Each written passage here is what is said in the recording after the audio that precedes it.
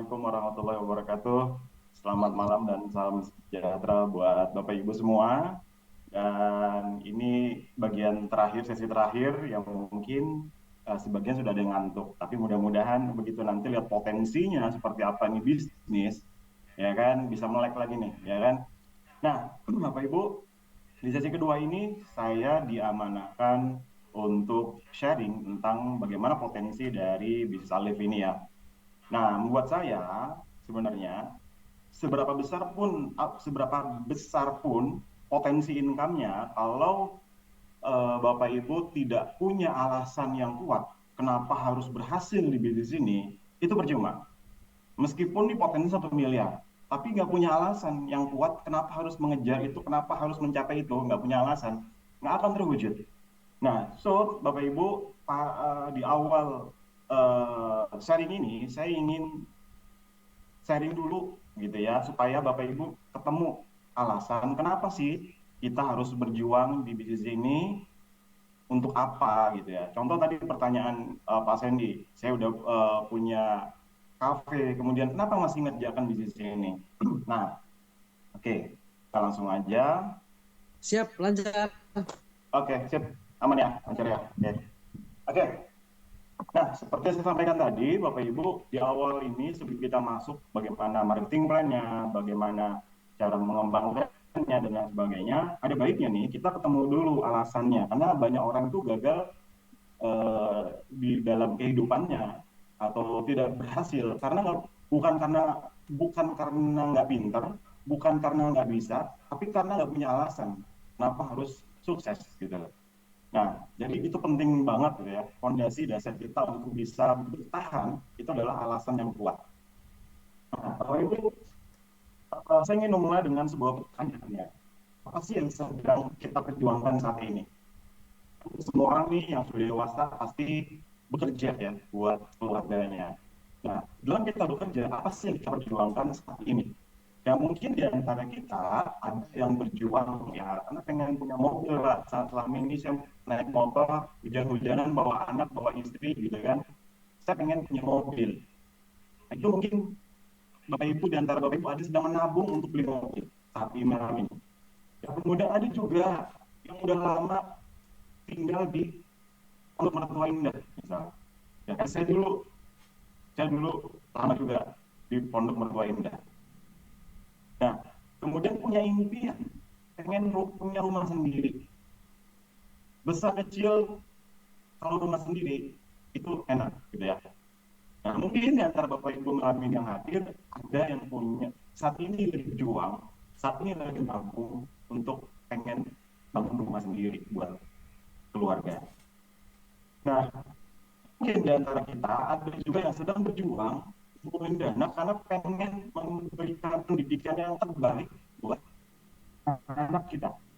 Ya. Ya. Kemudian ada juga nih yang pengen ngajak anak-anak keluarga traveling, jalan-jalan. Karena ini mungkin lahir di Tangerang, tinggal di Tangerang, SD di Tangerang, sekolah di Tangerang, bisa di Tangerang, kami nama juga orang Tangerang gitu kan. Kemana-mana, pengen traveling, bisa jalan-jalan bersama keluarga. Ya. Karena semakin kita traveling itu semakin luas wawasan kita. Gitu ya. Ya, nah Bapak Ibu, di antara kita mungkin di antara saat ini ada yang sedang berjuang untuk uh, pendidikan anak yang terbaik, pengen punya rumah sendiri, ya kan, pengen traveling, pengen punya mobil impian, atau mungkin di antara kita ada juga yang masih belum punya motor, pengen punya motor sesederhana itu, yang menjadi yang saat ini diperjuangkan, nggak apa-apa, ya kan? Sebesar kecil itu menjadi masalah. Yang penting kita berjuang untuk keluarga. Nah, itu apapun itu sangat mulia gitu ya. Nah, kemudian ada juga yang saat ini mungkin sudah bekerja pagi, sore, siang, malam, kemudian nggak ada waktu buat keluarga, pengen punya kebebasan waktu, bisa bersama keluarga, ya kan, pengen kebebasan waktu. Nah, kemudian ada juga yang pengen punya banyak aset, gitu ya.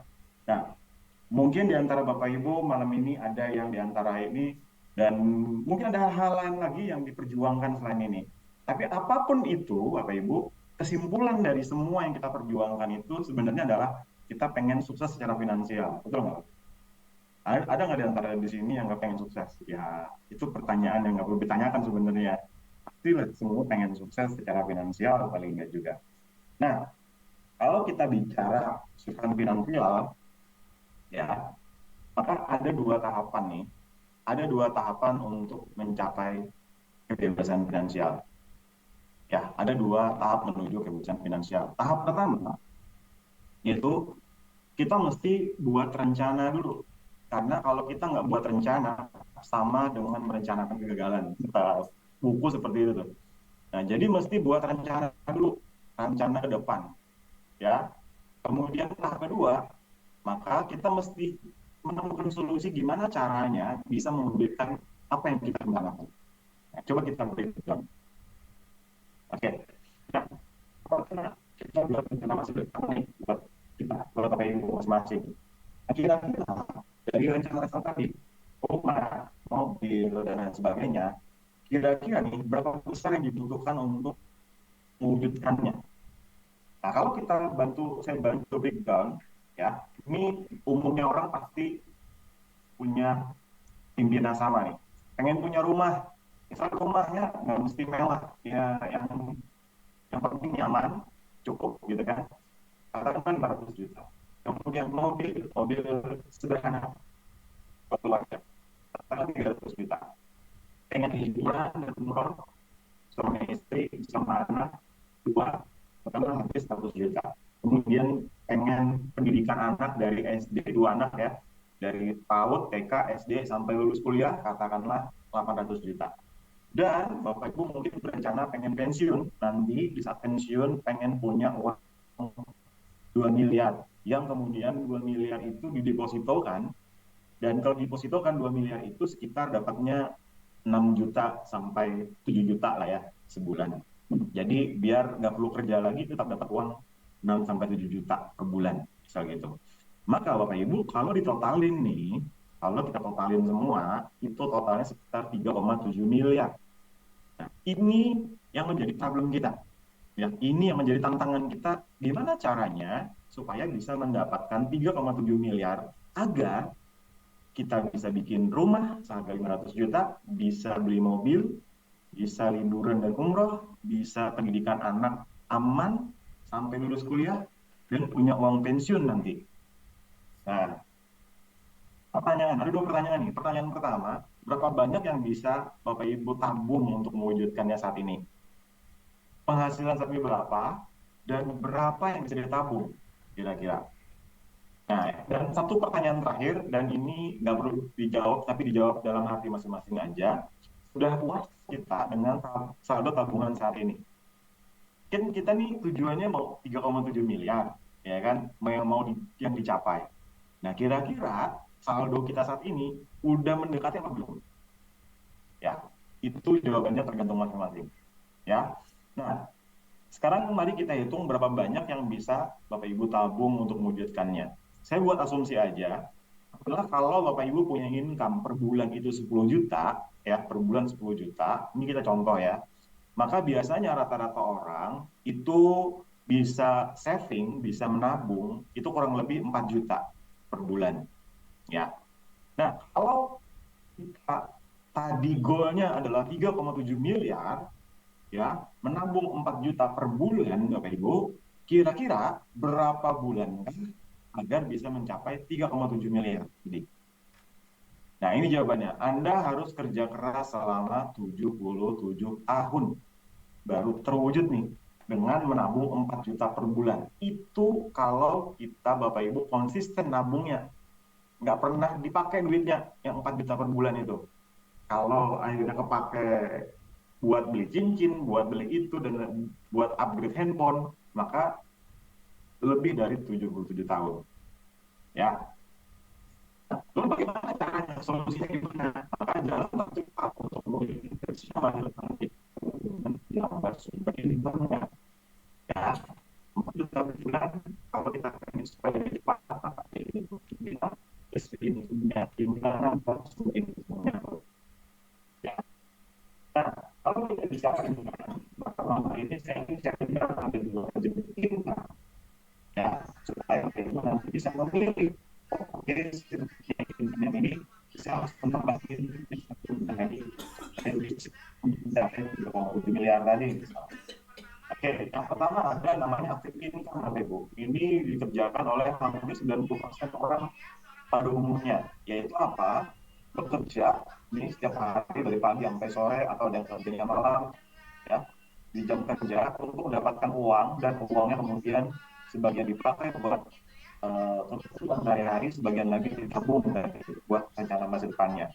Ini siapa aja di sini? Employee, orang yang bekerja sebagai karyawan, step employee, step employee itu orang yang punya usaha, tapi dia jaga sendiri, dia urus sendiri usahanya. Kalau dia nggak ada, usahanya nggak jalan, maka itu namanya step employee, bukan bisnis. Kemudian ada juga profesional, kayak dokter, pengacara, artis, dan lain sebagainya, itu profesional. Ya, tiga kategori profesi ini meskipun berbeda-beda, tetapi pola kerjanya sama, income, yaitu bekerja dapat duit, kerja dapat duit, kerja dapat duit, kalau nggak kerja nggak dapat duit. No work, no income. Ya. Nah, apakah ada yang salah dengan ini? Nggak ada. Ada yang salah. Ini udah bagus, ya, udah bagus. Tapi berisiko. Risikonya apa? Karena kita tidak bisa bekerja seumur hidup, Bapak Ibu.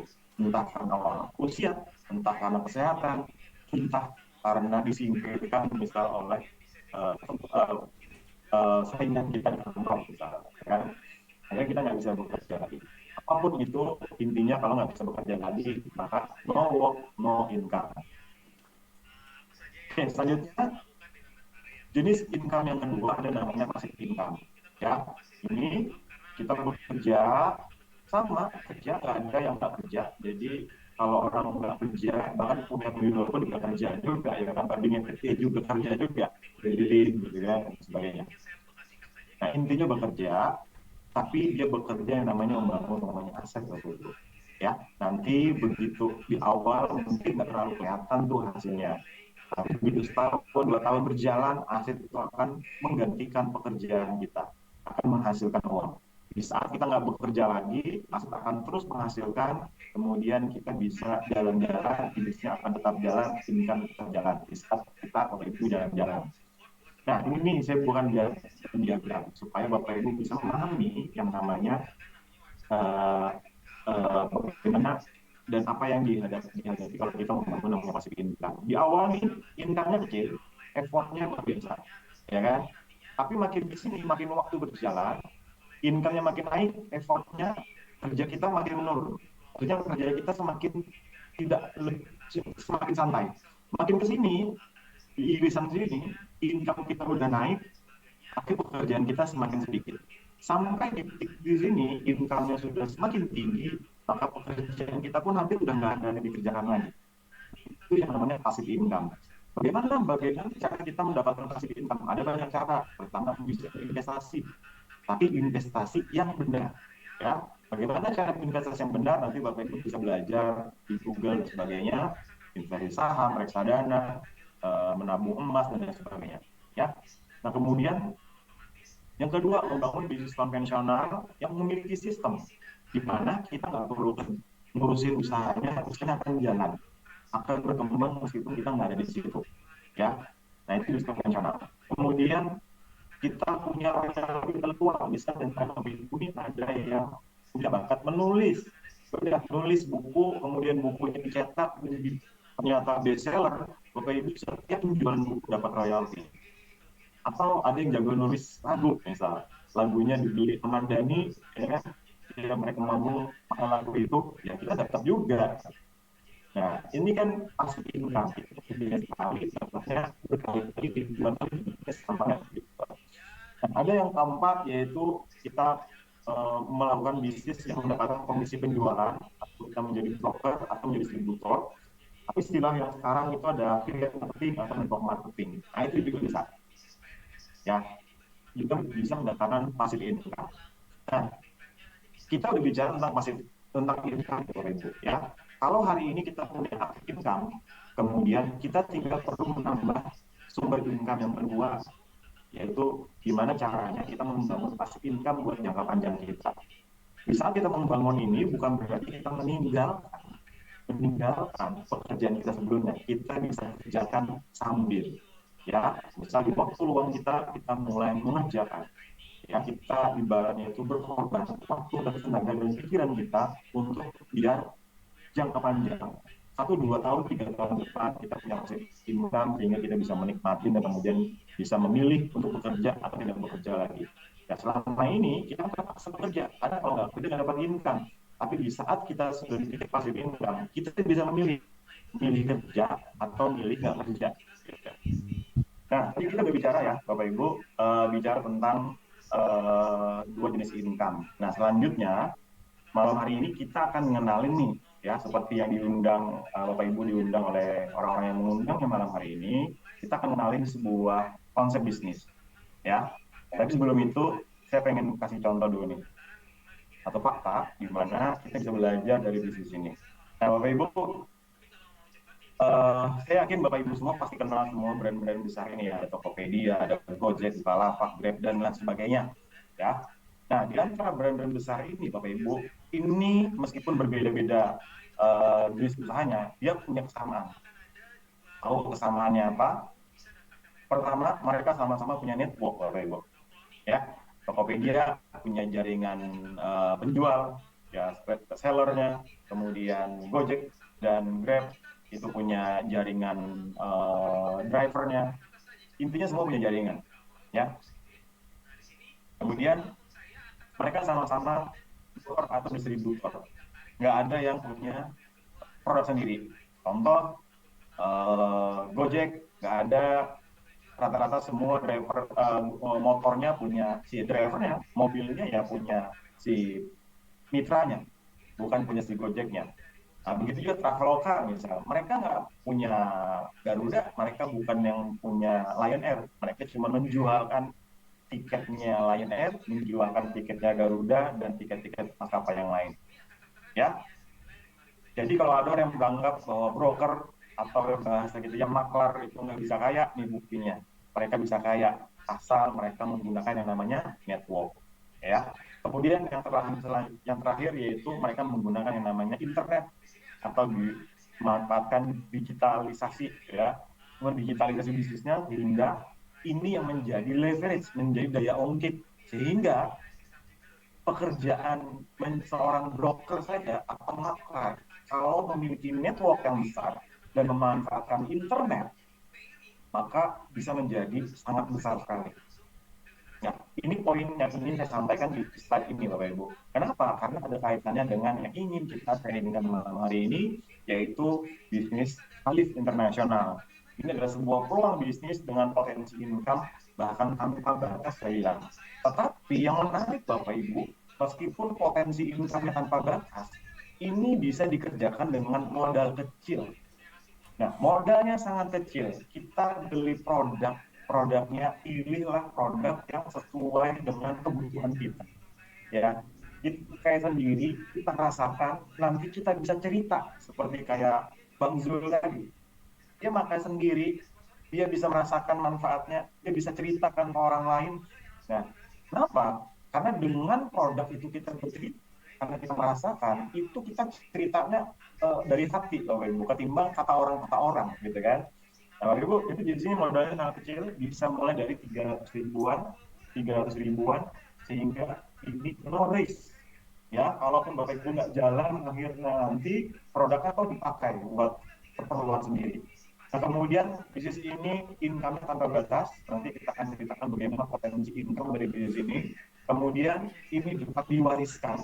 Ini paling penting. Kenapa kalau hari ini Bapak Ibu jadi dokter, kemudian bisa pensiun, bisa tuh dokternya diwariskan. Ya nggak bisa kan? Mesti anak kita, penerus kita mesti kuliah dulu dari nol, kuliah, kemudian koas, kemudian praktek dan sebagainya, baru bisa menjadi dokter seperti kita atau menjadi artis juga nggak bisa diwariskan juga, ya kan, mereka harus merintis juga nama mereka dari nol.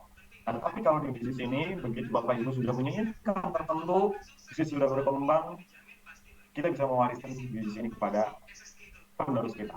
Kemudian kita membangun pasif income di bisnis ini, dan di sini juga tidak dibutuhkan pengalaman. Ya, kalau di luar sana ini aneh kadang-kadang gitu ya, uh, apa ya? Kadang kala gitu ya. Kita misalkan teman-teman nih ada yang kuliah saat ini, kemudian sebentar lagi lulus, biasanya kan setelah lulus cari pekerjaan, ya kan? Tapi masalahnya banyak sekali peluang pekerjaan yang justru mensyaratkan harus punya pengalaman, ya nggak? Nah kita ini mau kerja buat biar punya pengalaman, tapi mereka nggak mau terima karena kita nggak punya pengalaman. Lalu kapan kalau kita punya pengalaman? Ya gitu ya. Nah, kemudian di bisnis ini juga bisa dijalankan part time Bapak Ibu. Maksudnya separuh waktu. Ya, kita bisa gunakan waktu-waktu luang kita, waktu-waktu tidak produktif kita gunakan untuk menjalankan bisnis ini. Kita investasi waktu, tenaga, pikiran untuk membangun passive income kita, Bapak Ibu. Ya, di bisnis ini. Ya, oke, tadi. Nah, tadi udah dijelasin nih bagaimana live, apa itu alif, ya sorry, dulu ada yang nyebut live, ada yang alif gitu ya. Saya membiasakan diri untuk nyebut alif gitu ya. Nah, alif internasional itu dijelaskan oleh Bang Zul. Nah, saya pengen sharing sedikit deh tentang ini. Uh, Sebelum saya memutuskan untuk terjun kemudian memilih alif internasional, kan banyak banget nih tawaran-tawaran di MLM di luaran sana, banyak banget yang berbagai macam, ada yang A, B, C dan sebagainya ya. Nah, saya memilih alif itu pertama karena memang perusahaannya ya punya legalitas yang lengkap, dan ini penting sekali buat kita memilih bisnis yang sudah memiliki legalitas yang lengkap supaya kita bisa jangka panjang ya. Kita perlu, yang kedua kita perlu mengenal ownernya ya, nanti di Alif Bapak Ibu bisa berkenalan dengan ownernya, kita bisa nanti ada pertemuan, bisa mendapatkan dan bisa mendapatkan bagaimana visi mereka tentang Alif ini ya. Kenapa? Karena kita berpartner dengan Alif, Bapak Ibu. Bapak Ibu akan berpartner dengan Alif, kita perlu tahu visinya seperti apa. Ya, mau dibawa kemana nih nah, kapalnya. Ya, gitu.